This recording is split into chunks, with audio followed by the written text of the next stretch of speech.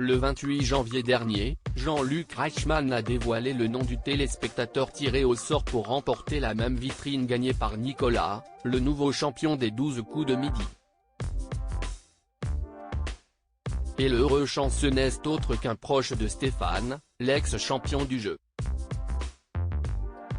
Est-ce une coïncidence ? Si est-il la question qui tracasse de nombreux internautes depuis qu'ils ont découvert l'identité d'un autre gagnant dans les 12 coups de midi. Le 26 janvier dernier, Nicolas, le nouveau champion de l'émission, avait réussi à découvrir l'étoile mystérieuse derrière laquelle se cachait l'actrice Millie Bobby Brown. Un coup d'éclat qui lui a permis de remporter une vitrine d'une valeur de 91 568 € de cadeaux, dont une sublime voiture, qui était passée sous le nez de Stéphane, l'ex-maître de midi éliminé quelques jours auparavant. Comme le veut le règlement du jeu de TF1, un téléspectateur a également eu la chance de remporter le même gros lot après un tirage au sort.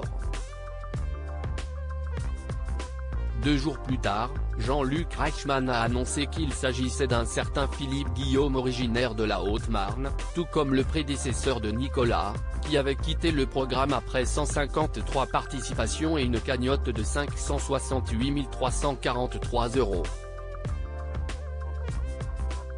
La victoire d'un proche de Stéphane trouble les internautes. Le journal de la Haute-Marne a même révélé que le vainqueur de la vitrine avait un lien très étroit avec l'ancien maître de midi.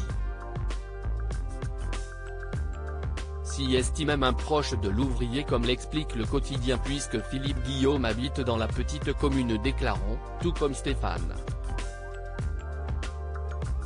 Il évolue également en tant que président du club de l'Union sportive de la ville, dont le dirigeant n'est autre que l'ancien champion des 12 coups de midi.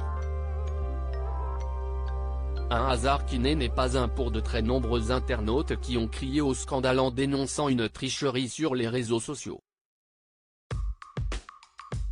Donc le président d'une association gagne une vitrine vers chez moi et son trésorier n'est autre que Stéphane, le maître de midi.